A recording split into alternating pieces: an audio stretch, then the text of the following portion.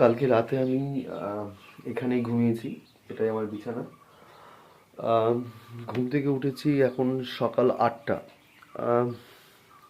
5টার দিকে আবার উঠেছিলাম, কিন্তু বাইরে প্রচণ্ড বৃষ্টি হচ্ছিল, বেরোনোর কোনো রকম রাস্তা ছিল না। তো আবার ঘুমিয়ে পড়েছিলাম। এখন সকাল 8টা বাজেও এখনও মেঘলা আকাশ, অল্প অল্প বৃষ্টি পড়ছে। তো আজকে বাইরে যাওয়ার প্ল্যান ছিল, চা বাগানের কীভাবে চা পাতাগুলো তোলে বা ওদের সাথে কথা বলার খুব ইচ্ছা ছিল, কিন্তু জানি না কী করে কী হবে, কারণ যখন তখন বৃষ্টি নামছে আবার রোদ উঠছে। তো ওয়েদারটা খুবই খারাপ। তো মজা লাগছে ওয়েদারটা, কিন্তু আমি বাইরে ঘুরবো সেই প্ল্যানিং ছিল আমার। তো এখন জানি না কী করে কী হবে এখন। তো প্রচণ্ড খিদে পেয়েছে, তো এখনও খাওয়ার রেডি হয়নি।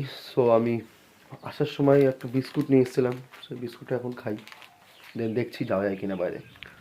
তো এখানে এসে ঘুরছি, ঘুরতে ঘুরতে আমার একটা বন্ধু পেয়ে গেছি, অলিভার। তো এটা অলিভার। তো অলিভার আমাকে ঘোরাচ্ছে এখানে সব কিছু, চা বাগানের মধ্যে কি কি দেখা যায়, কি আছে, এদের খ্রিস্টানদের চার্চ, কবরস্থান, আরও অনেক কিছু আছে যেগুলো আমাকে ঘোরাচ্ছে। ও না থাকলে হয়তো এত ভালো করে ঘুরতে পারতাম না, কারণ আমি চিনতে পারতাম না কোথায় যাব, হারিয়ে যেতাম। চা বাগানের মধ্যে দিয়ে এত রাস্তা আছে যে হারিয়ে যাওয়াটা একদম স্বাভাবিক। নতুন কেউ আসলে বুঝতেই পারবে না কোথা দিয়ে যাবে। তো এত সুন্দর পরিবেশ, আমি যেখানে ছিলাম সেখানটা তো খুব সুন্দর, বাট তার আশেপাশে যে এত সুন্দর ভিউ আছে, ওর সাথে না ঘুরলে বুঝতে পারতাম না। আসলে আমি যেখানে থাকছি তার পাশেই ওর বাড়ি। তা ওর সাথে বন্ধুত্ব করে নিয়েছি, অলিভার। তো ও আমাকে আজকে ঘোরাবে। তো থ্যাংক ইউ অলিভার। তো ঘুরি আজকে, সম্পূর্ণ ঘুরি আর তোমাদেরকে ঘোরাই। আর আজকে এখানে হয়তো এই স্পটটাই হয়তো আজকেই লাস্ট দিন আমার। তো চলো, অলিভারের স্কুল কলেজ সব দেখলাম। অদ্ভুত একটা জায়গা, মানে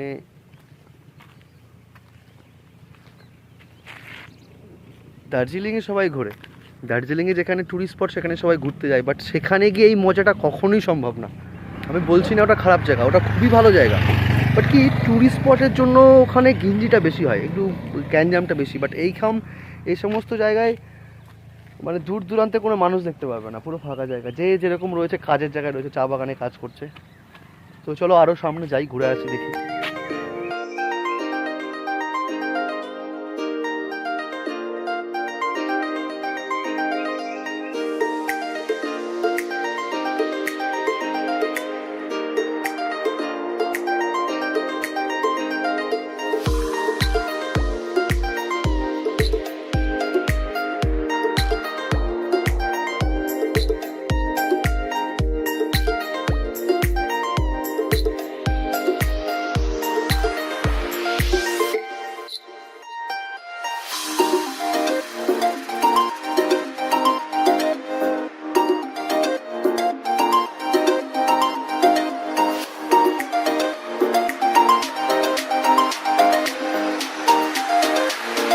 অলিভার যাচ্ছে আমার সামনে সামনে, আমি অলিভারের পেছনে, অলিভারকে ফলো করছি।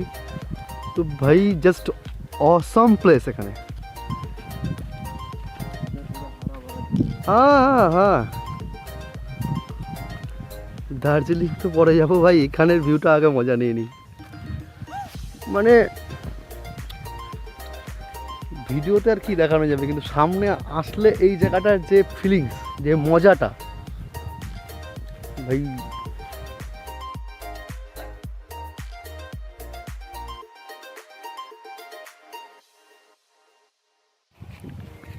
খুব সুন্দর, খুব সুন্দর, জাস্ট ওয়াও। মানে আমি একটা চা বাগানেই রয়েছি, বাট চা বাগানটা একটা পাহাড়ের ওপর প্রায়, ওপর থেকে পুরো নিচের ভিউটা দেখা যায়। তো অলিভারের কিছু বন্ধু এখানে আছে, বললো ওর বন্ধুরা সামনে নাকি কিছু পার্টি করছে আই থিঙ্ক। তো ওখানে যাচ্ছি আমরা, স্কুটিটা ওখানে রেখে এসেছি। তো যাই দেখি অলিভারের বন্ধুরা কি করছে। চা বাগানের মাঝখান দিয়ে হাঁটছি, ফার্স্ট টাইম এটা।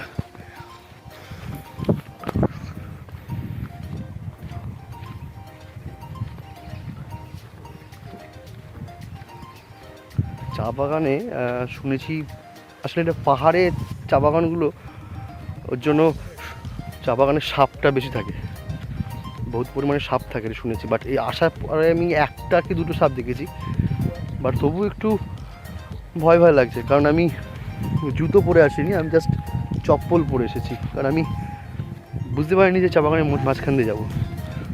ভাই আমি জাস্ট অসাম। আমি আপনাদের এখন দেখাচ্ছি, নিচে একটা গ্রাম আছে, গ্রামটা এখন দেখাবো।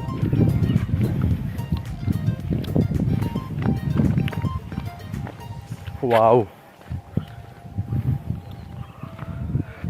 এই ভিউটা আমি রাজস্থানে গিয়ে পেয়েছিলাম। রাজস্থানে পাহাড়ের উপর উঠে ওপর থেকে যে ভিউটা ছিল, সেই ভিউটা অনেকটা এইরকম ছিল। ওই যে ঘরগুলো দেখছো, ওগুলো আর কি গ্রাম নয়, ওটা এই চা বাগানেরই স্টাফদের কোনো থাকার জায়গা।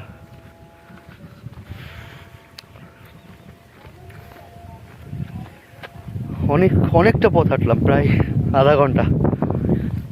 উঠতে তো ফেটে গেল, নামতে হয়তো একটু শান্তি হবে, কিন্তু উঠতে গিয়ে ফেটে যাচ্ছে। দেখো অলিভারকে, দেখো ভাই অলিভারকে। এখন এসছি আমার ওই ভাইটার একটা বন্ধুর বার্থডে, তো ওরা বার্থডে সেলিব্রেট করছে, ওখানে সব মদ দারু মারু সব খাচ্ছে, আনন্দ করছে ওদের মতো। তো ভাই একটা জিনিস বুঝতে পারলাম যে আমাদের ওখানের থেকে এখানকার পাহাড়ি মানুষজনের মনটা সত্যি অনেক ভালো। হ্যাঁ, এরা একটু মদ বেশি খায়, বাট এদের মধ্যে যে মন মানসিকতার ব্যাপারটা, নতুন মানুষের সাথে মেশার ব্যাপারটা না এদের মধ্যে বেশি আছে। এরা খুব আগ্রহী যে নতুন কেউ এসছে ওদের সাথে কথা বলার জন্য, তো খুব মজা পাচ্ছে। তো সব ওখানে পার্টি করছে ওরা, খুব ভালো। একজনের জন্মদিন, তো ওরা কেক টেক কিছু নিয়ে আসেনি কাটার জন্য, বাট ওরা দারু ঠিক নিয়ে এসছে খাওয়ার জন্য। তো বার্থডे বয় আমাদের আজকের, হ্যাপি বার্থडे ভাইয়া। আচ্ছা रहना जिंदगी में बहुत बड़ा बनना, ঠিক আছে, থ্যাংক ইউ। চলো, দুপুরবেলায় স্নান খাওয়া দাওয়া কমপ্লিট হয়ে গেছে। এখন অলিভার যে ফুটবল প্লেয়ার, সে খুব ভালো খেলে। ইভেন শিলিগুড়ি কলেজ থেকেও সে আমাদের কলকাতায় খেলতে গেছে, খুব ভালো প্লেয়ার শুনেছি। আর অন্যরাও বলছিল খুব ভালো ফুটবল খেলে। তো ওর আজকে ম্যাচ আছে ওদি পাড়া থেকে অন্য একটা পাড়ায় খেলা আছে।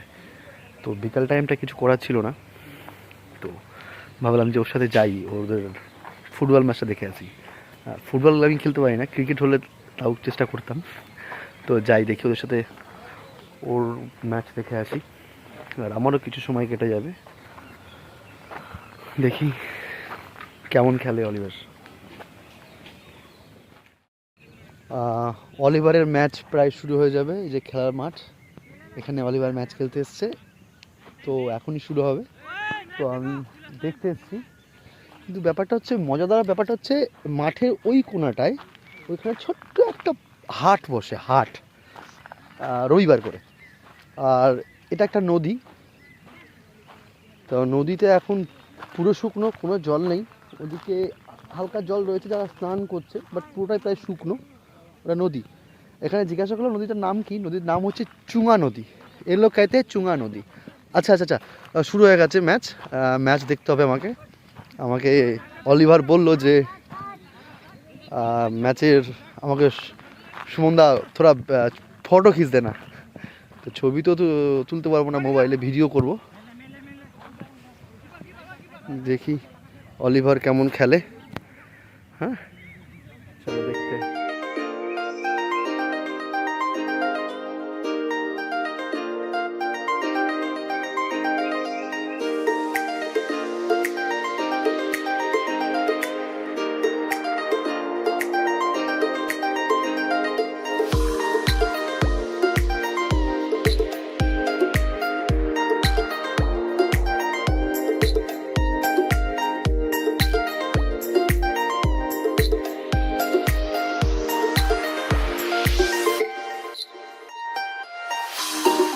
একটা বন্ধু ছিল অলিভারের সাথে, যে মানে খুব ভালো বন্ধুত্ব হয়ে গেছিলো আমার। সে বলছিল যে ও ফুটবল খেলে, ও অলিভারের মতো ফুটবল খেলে। অলিভারও খুব ভালো খেলে, আমি এখন দেখে বুঝতে পারলাম ও খুব ভালো খেলছিল।